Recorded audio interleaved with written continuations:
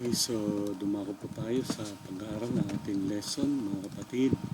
At ang lesson po natin ngayon, ang pamagat po ay What Happened? Nais ko pong anyahan ang lahat na tayo po muna ay yumuko sa isang panalangin. Dakilang Diyos na makapangyarihan sa lahat, patawarin niyo po kami, Panginoon, sa aming pagkakasala. Tulungan kami sa pag-aaral ngayon, ito'y maunawaan namin. Pinasalamatan din po namin, Panginoon, ang papapala at pag-iingat niyo sa amin sa buong isang linggo na nakalipas. At aming pong dalangin na sa pag-aaral namin ngayon ay ito po ay makatulong lalo kaming lumakas tumibay sa aming panampalataya sa pangalan ng aming Panginoong Hesus. Amen. Okay, so tayo po ay mag-aaral ng ating lesson, mga kapatid, at ang lesson po natin, ang pamagat po ay What Happened? Ano ang nangyari? Yan po ang ating pag-aaral ngayon. So, ang ibig sabihin sa lesson natin ngayon, mga kapatid, ay dadako po tayo doon sa pag-aaral ng creation o sa paglikha ng Panginoon. Doon po sa pasimula na aklat ng Genesis na kung saan nilikha ng Diyos ang perpektong sanlibutan. Bawat araw na kanyang nilikha ay sinabi, or everyday sinabi niya na mabuti. So nilikha niya yung liwanag, nilikha niya yung buwan, bituin, yung kalawakan, yung mga, yun po yung nakikita natin sa sanlibutan, mga punong kahoy, tubig, ibon, isda, lahat yan, mga hayop, ay nilikha ng Diyos. Mga halaman, mga bulaklak, nilikha ng Diyos na ang lahat yan ay mabuti. Ang pinakamaganda, nung nilikha ng Diyos, mga kapatid, ang tao, si kapito 6 na araw, ay sinabi ng Diyos na mas mabuti, very good, mas mabuti sa lahat. At ang pagkakalikha po sa tao ay very special. Ano po, sapagkat ito ay nilikha ng Diyos na sa pamagitan po ng kanyang kamay, inano niya po sa kanyang kamay niya. Ang Diyos po ay nais niya na may makasama. Hindi po ibig sabihin ito, mga kapatid. Ang Diyos ay nakaramdam ng kalungkutan. Subalit, gusto niya na siya ay magkaroon ng kontak o ugnayan sa ibang mga nilikha. At siya ay nagpasya na gumawa ng bagong lahi ng mga tao or being, nilikha, upang sila ay kanyang mahalin at sila naman ay magmahal din sa kanya. So hinanda niya po yung tahanan at mapagmahal niyang pinorma ng kanyang kamay at kanyang tinuruan paano sila mabuhay na masaya na kasama siya. Ang ating kasaysayan ay maaring maging masaya ang pamumuhay pagkatapos. So, tinatawag na story we could have lived happily ever after. Parang katulad po ng mga kwento na dumanas ng mga pagsubok bago nagkasama, and then pagkatapos noon nagkasama din sila at din nabuhay na masaya pagkatapos. So ganun din dapat or ganun talaga ang panukalan Diyos. Mabuhay na masaya pagkatapos, hereafter, live happily ever after, pagkatapos ng paglikha ng lahat ng bagay.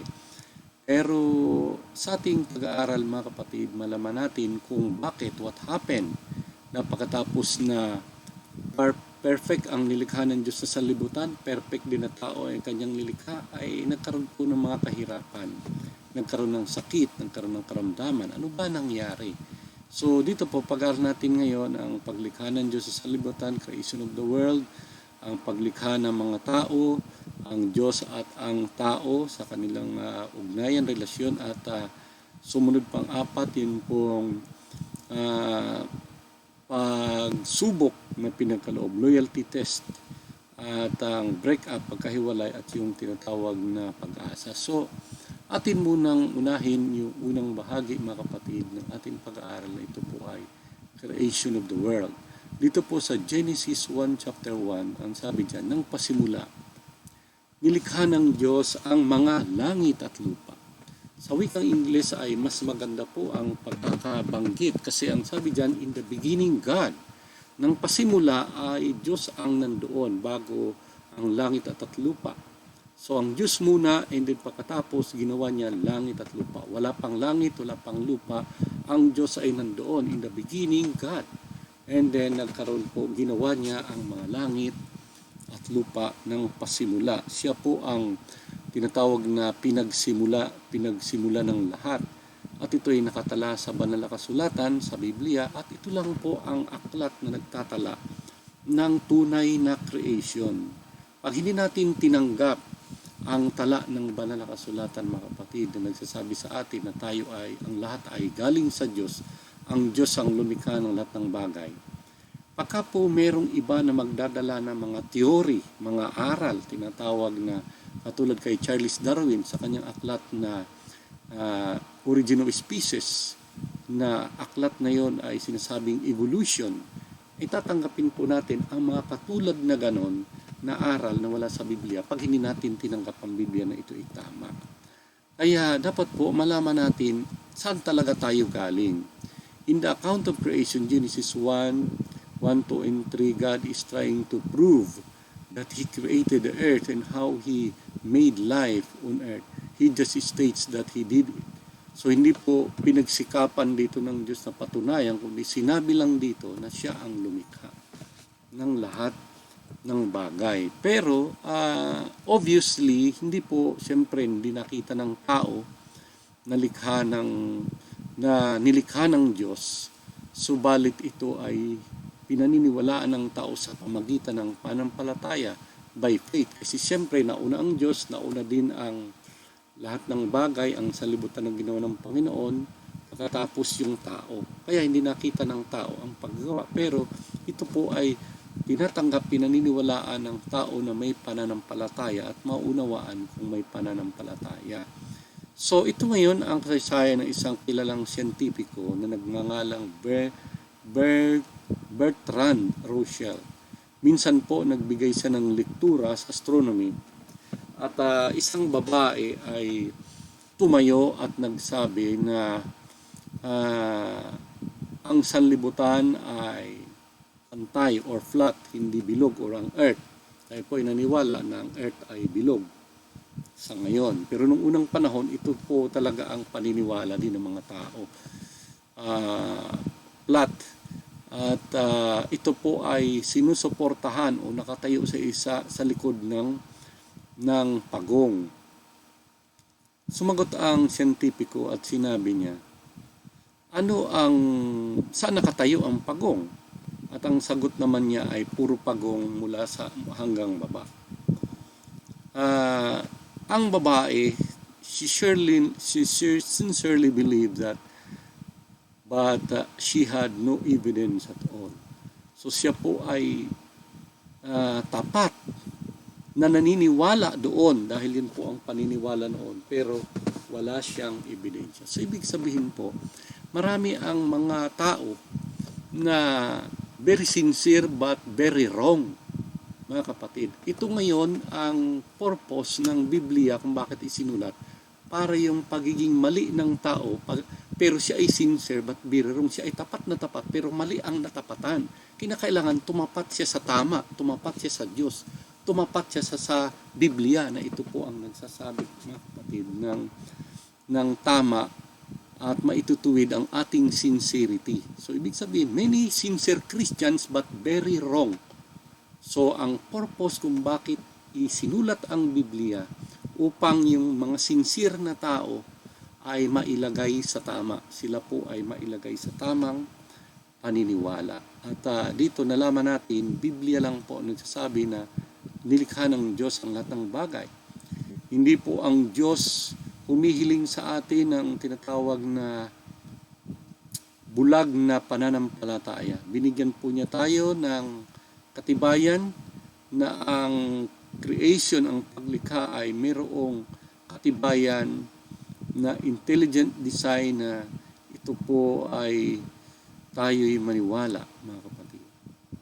So ngayon, dumako naman tayo sa creation of human beings. So alam natin na ang evolution, dahil hindi naniwala dito sa Genesis sa Biblia, sang-ayon kay Charles Darwin sa kanyang aklat na Origin of Species, halip na po Genesis or Bible ang pinaliwalaan. Ang pinaliwalaan ng tao ay Origin of Species, which was written by Charles Darwin, na sang-ayon doon ang tao ay nanggaling sa isang species na maliit, naging butete, naging chimpanzee, naging palaka, naging Cro-Magnon man, naging Java man, naging modern man. Mayroong mga balahibo na wala, may buntot na wala. Paglipas ng panahon, evolution. Pero tingnan niyo po ang unggoy ngayon, kung nagkakaroon ba ng evolution, nananatili po siyang unggoy, mga kapatid. Hindi po tayo galing sa hayop, hindi galing sa unggoy. Kundi ang sabi sa Genesis 1:21, God created man in His own image. In the image of God, He created him. Male and female, He created him. Sabihin po, nilikha tayo ng Diyos, galing tayo sa Diyos, at kamukha tayo ng Diyos. Tayo ay nilalang sa wangis ng Diyos, physical at saka mental, mga kapatid. Kaya ang Diyos ay pag-ibig, ang Diyos ay mapagmahal, ang tao supposed to be nilikha ng Diyos na maging katulad niya, maging pag-ibig, maging pagmamahal, at hindi po galing sa hayop na ang tao ay nag-aasal hayop dahil itinuro sa kanya na siya ay galing sa hayop, mga kapatid.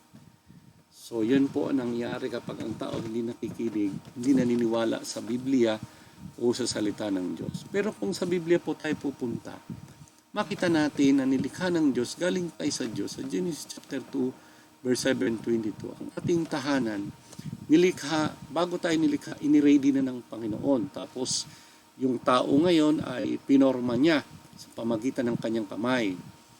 At ginawa niya lalaki at babae. Hindi po katulad ng mga hayop at lahat ng nilikha ng Diyos, sinabi lang niya, magkaroon ng araw, magkaroon ng bituin, magkaroon ng buwan, magkaroon ng mga hayop, magkaroon ng ibon, magkaroon ng isda. Sinalita lang ng Panginoon, lumitaw. Pero ang tao, very special po. Kasi hindi niya sinabi, magkaroon ng tao, tapos lumitaw. Pinorma niya ang tao. Ibig sabihin, very special kasi ginamitan niya ng kamay, hindi lang po bibig.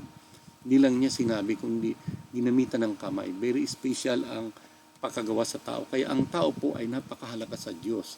Huwag nating sasabihin, hindi ako mahalaga, walang nagmamahal sa akin, dapat magpakamatay na lang ako. Hindi po ganon. Pag ang tao po nakakaalam na may Diyos, hindi siya magpapakamatay. Dahil alam niya, may nagmamahal sa kanya at siya ay ginawa ng Diyos very special. Ganun po, mga kapatid. Kung bakit marami nagpapakamatay?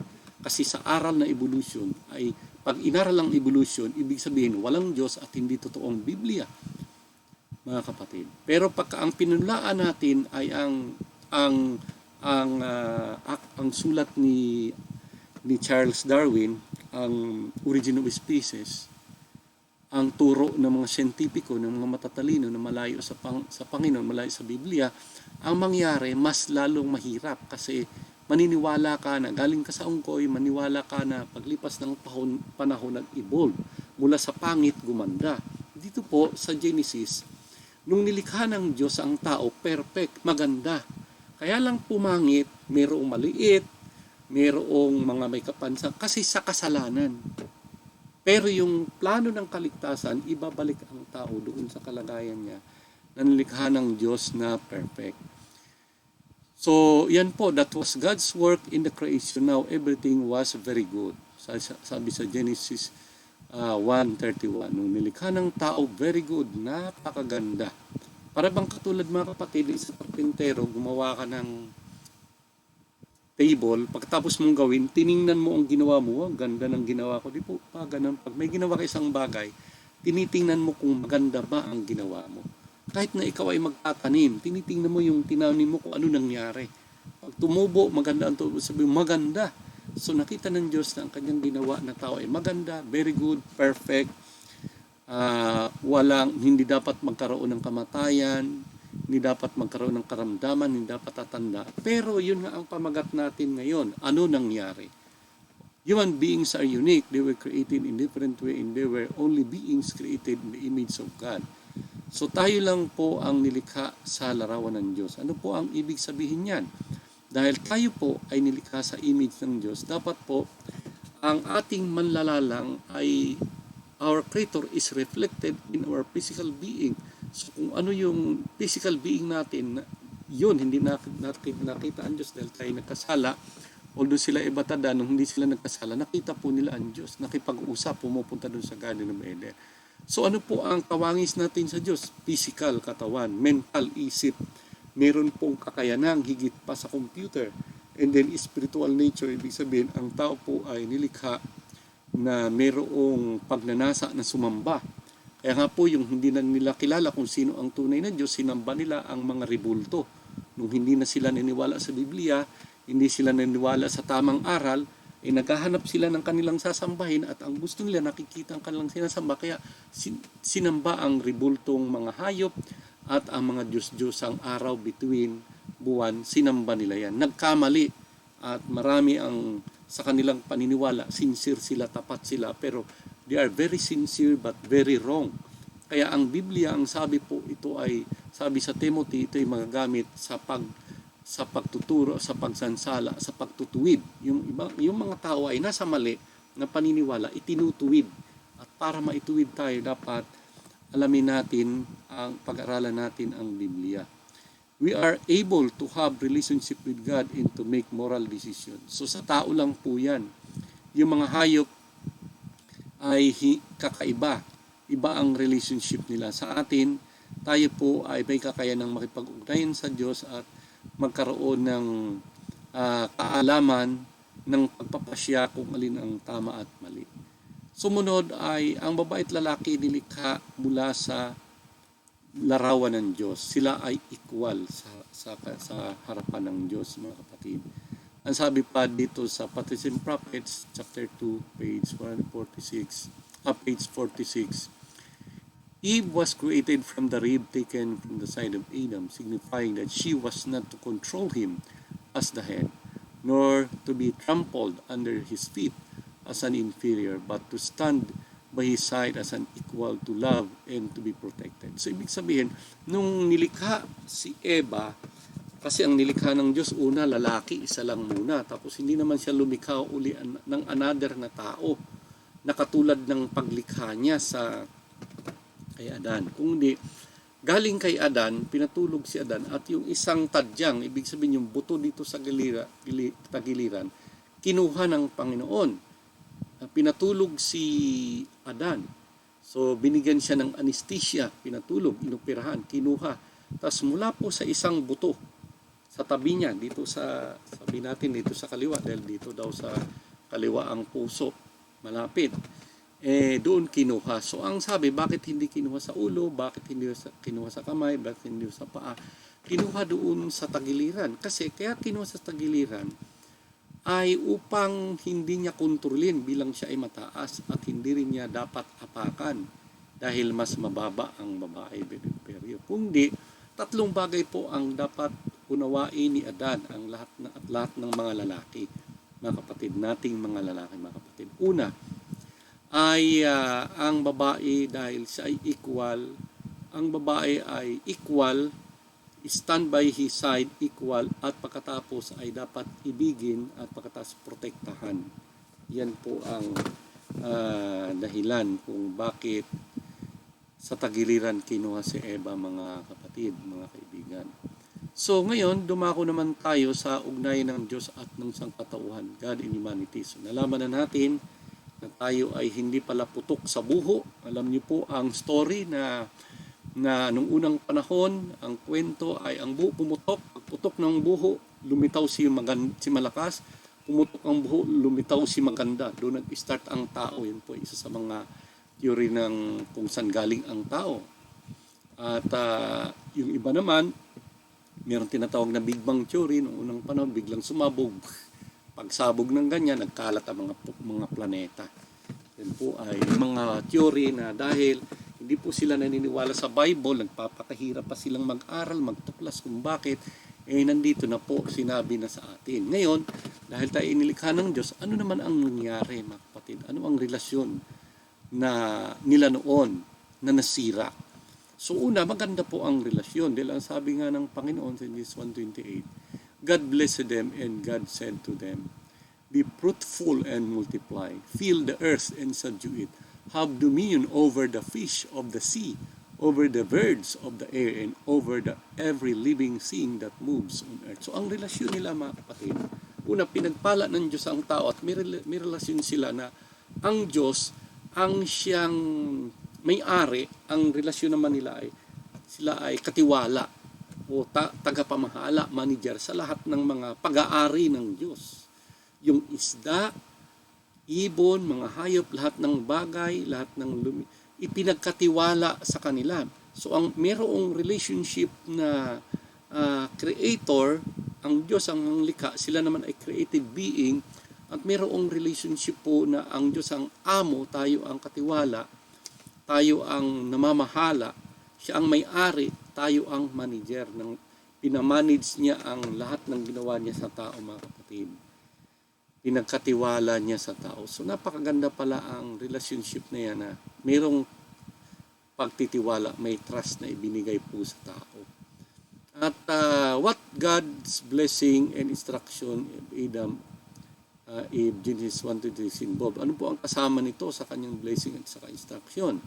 Ang una po ay dapat sila ay magpakarami, sabi ganyan.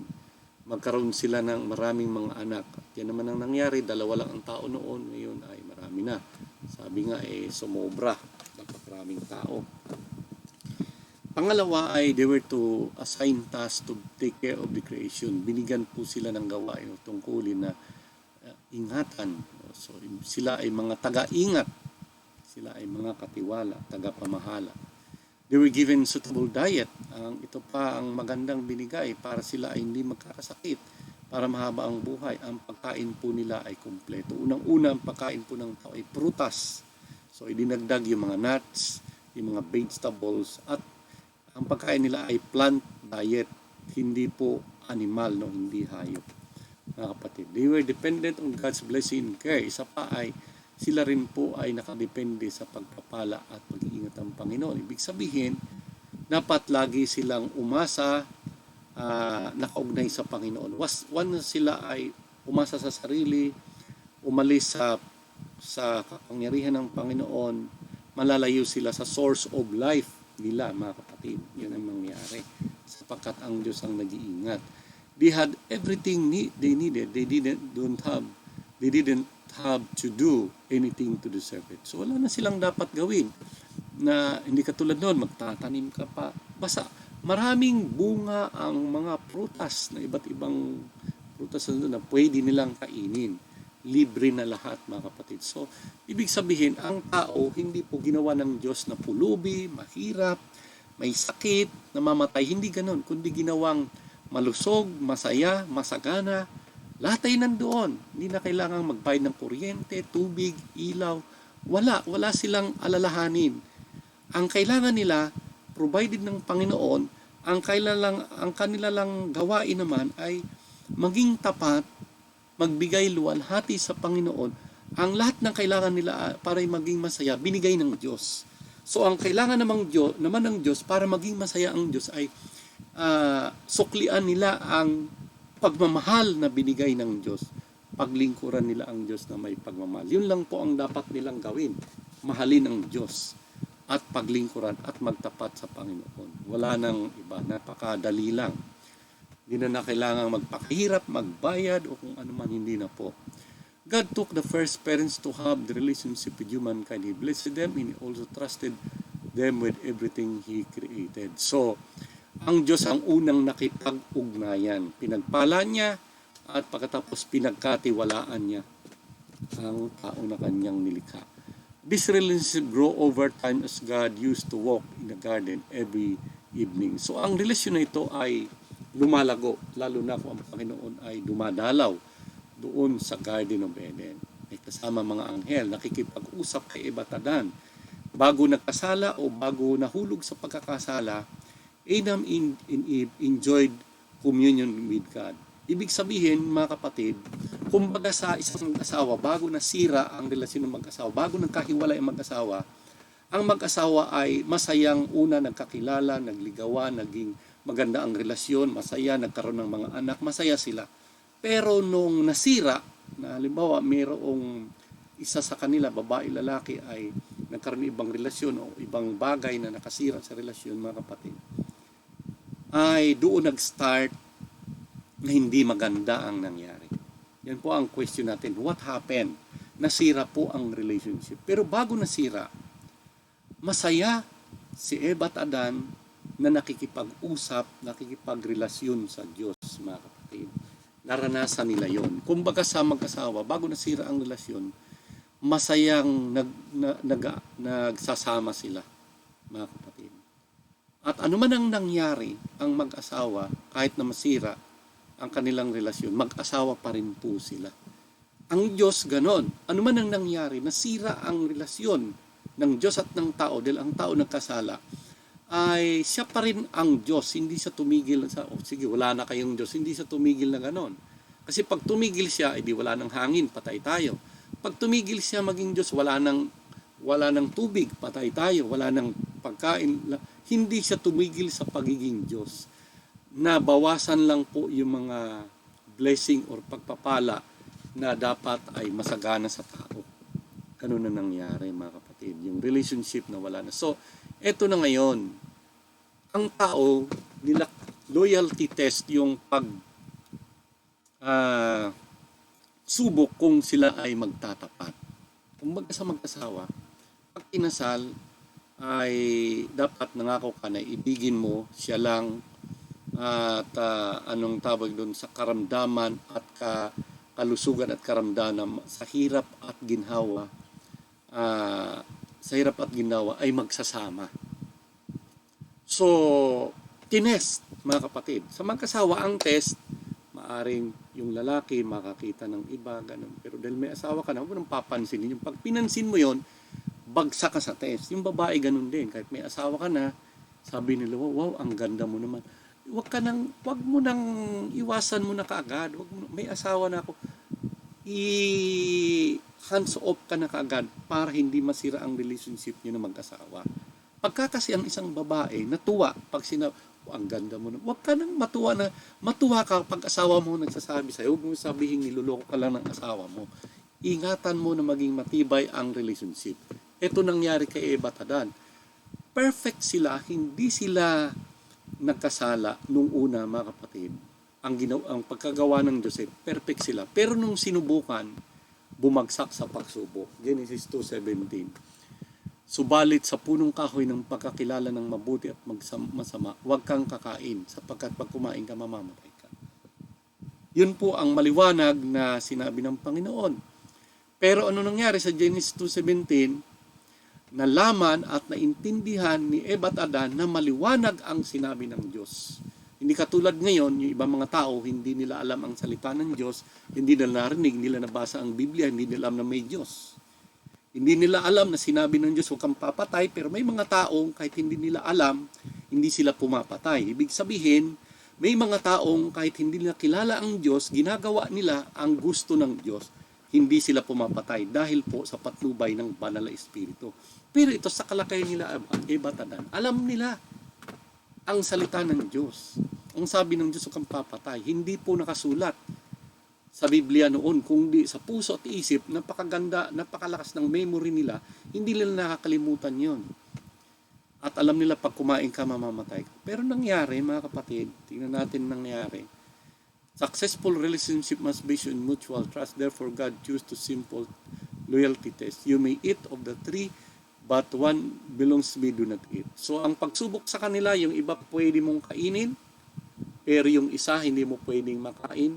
Yun po ay pagsubok kung siya, ang tao ay magtatapat, mga kapatid, sa Diyos. Kumbaga sa mag-asawa, mga kapatid, ay pag kinasal kayo, sasabihin, walang pipigil kung hahalikan mo, yakapin mo ang asawa mo, at magkaroon kayo ng isagawa nyo ang gawain ng mag-asawa. Walang pipigil sapagkat yun ay pinahintulutan ng Diyos, pinahintulutan ng batas. Pero pag ginawa mo ang gawaing hindi para sa mag-asawa, may asawa ka na tapos yayakap ka sa iba, hahalik ka sa iba, yun po, mga kapatid, ang katumbas dito ng sabi, dito naman sa pagkain, pwede mong kainin ang lahat ng bagay, pero yung isang ito huwag mong kainin bilang pagsubok kung ikaw ay magtatapat. Pero nangyari kay Ebatadan, hindi sila nagtapat, nahulog sila. Dahil sila nahulog, ang bunga, yun po ang nangyari.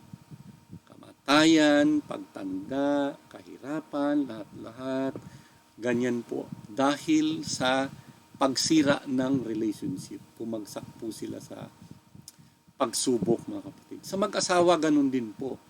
Hindi hindi susubukan kung magtatapat ka sa asawa mo sa hindi. Pero sa bawat pagsubok na mapagtagumpayan mo ay nagbibigay ng lakas na yung ibang pagsubok ay mapapagtagumpayan mo rin. Pero sa bawat pagsubok na ikaw ay bumagsak, pag dumating ang susunod na pagsubok, babagsak ka na naman ulit. Ganun mga kapatid, magiging mahina na. So ganyan ang nangyari sa tao. Isang pagsubok na nagkamali sila, naging mahina na sila sa lahat ng bagay. Yung iba mga pagsubok na ginagamit ng kaaway ay nadadala na ngayon ang tao. Some basis lang. God gave humans ability to free, make moral decisions, and make intimate desire to obey Him. So the test was not difficult to pass. So hindi naman mahirap kung may pagmamahal ka sa Diyos. Ngayon, kung wala kang pagmamahal, babagsak talaga.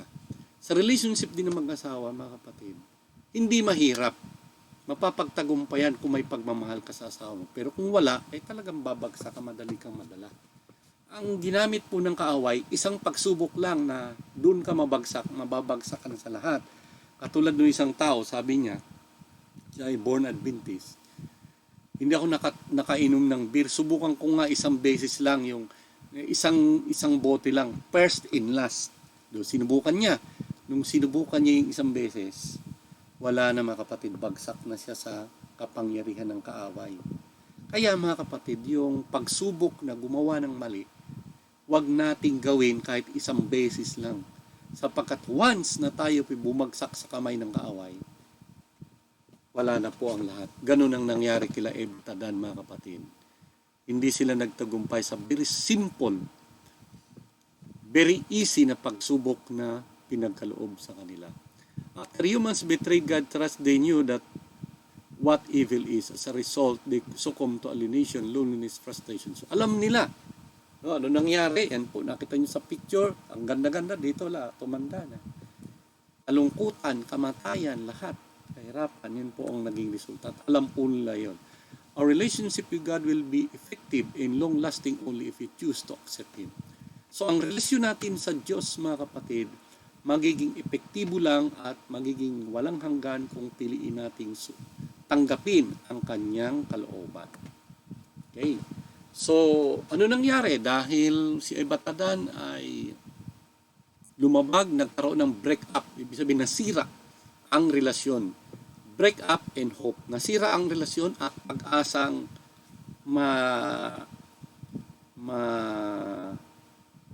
bawi o maayos ang relationship. Yung nasira ay ma-repair ang relationship. So, yan po ang pag-aaral natin ngayon na susunod. The Lord God said to the woman, "What is this that you have done?" The woman said, "The serpent deceived me and I ate." It is 3:18. So, ang sabi ng Panginoon sa babae, ano tong ginawa mo? Sabi ng babae, ako po ay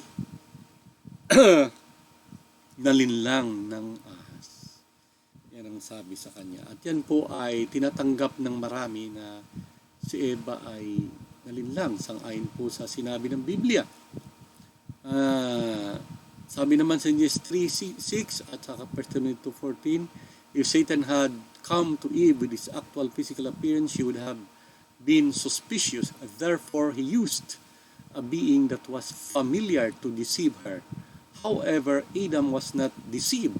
He consciously made decisions to eat from the fruit. So dito, ibinigay po ang pagkakaiba ng pagkahulog ni Eva at ni Adan. Si Adan, ang sabi dito ay hindi siya nalinlang. Si Eva naman nalinlang.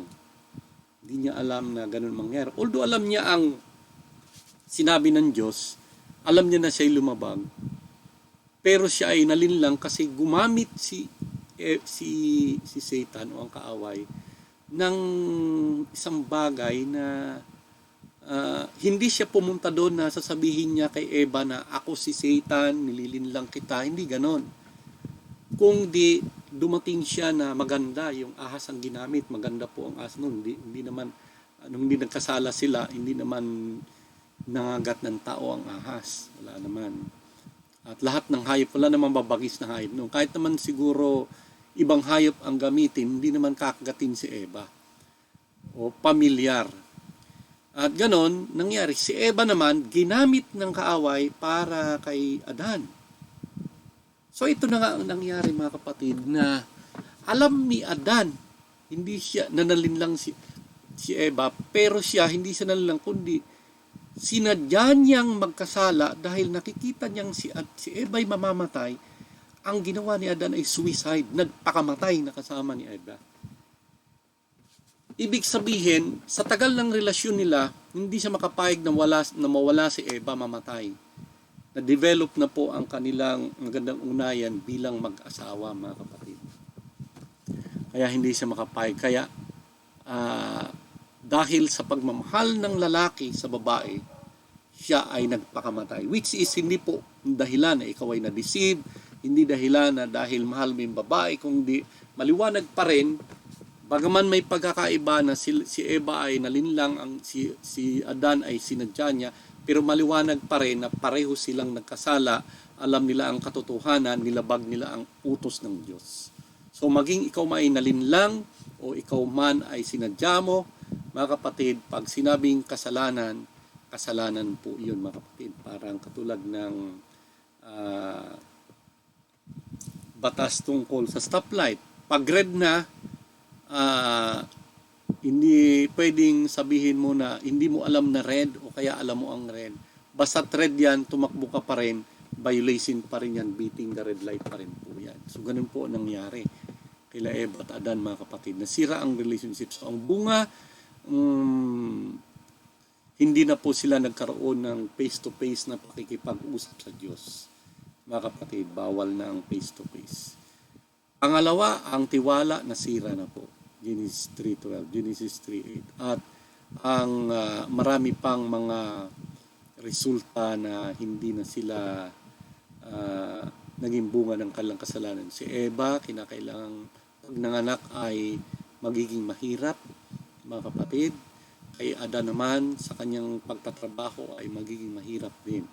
At pati ang sanlibutan ay nadamay, nagkaroon ng mga tinik, ganun lahat, dahilan po sa pagkakasala. Ngayon pa man, ang magandang balita, mga kapatid dyan, although nasira ang relationship, ang Diyos ay nangako ng pag-asa ng kaligtasan. Although the relationship was broken, sinira ng tao, sinira natin mga kapatid, yung relasyon natin sa Diyos. God gave hope, nagbigay ang Diyos ng pag-asa. Genesis 3:15, dito po natin mababasa na isa sa mga descendant o magiging lahi na nanggaling kay Eva o anak ni Eva ay sisirain po.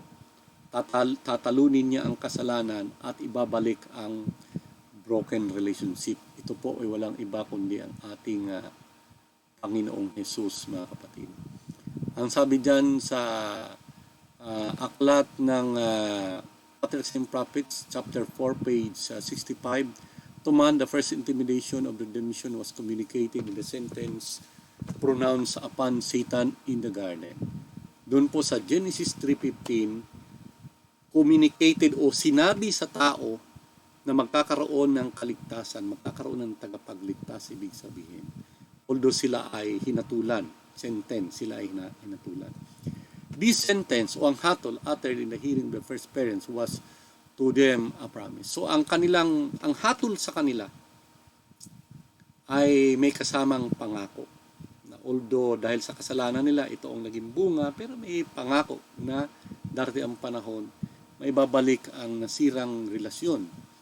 May liligtas po sila. While it is foretold war between one and Satan, it declared that the power of the great controversy would finally be broken.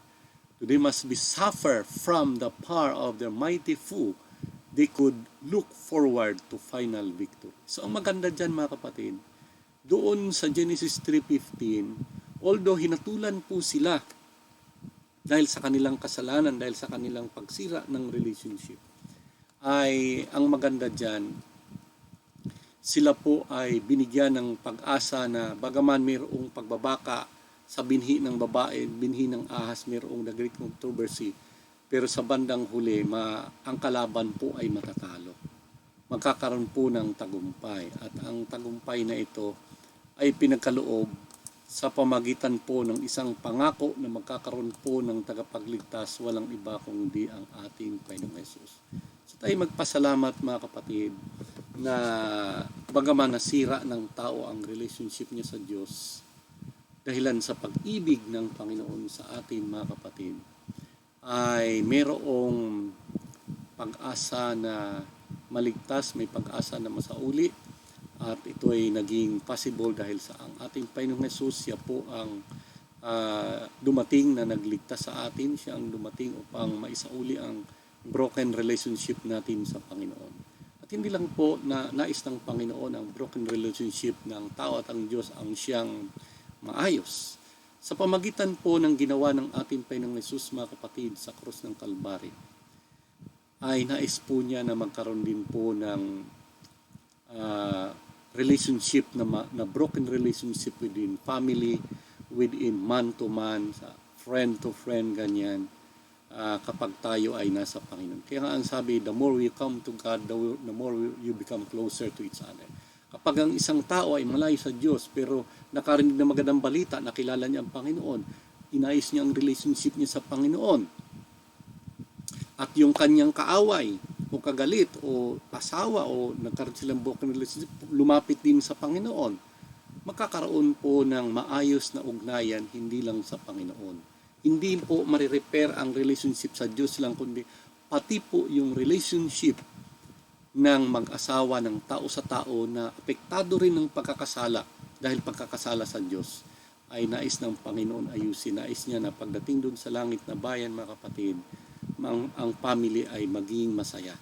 At yan po'y magagawa natin na kung dito pa lang sa lupa, masaya tayo bilang family, bilang tao, bilang magkaibigan, magkapatid, magkakilala, magkamag-anak, na kung saan, alam niyo po ba ngayon, hindi lang broken relationship with God. Marami ngayon magkamag-anak, magkagalit, magkapatid, magkagalit, magulang at magkagalit. Ang nais ng Diyos mga kapatid, dahilan sa ang ating Panginoong Hesus ay napako sa krus, siya ay naparito upang iligtas tayo sa kasalanan.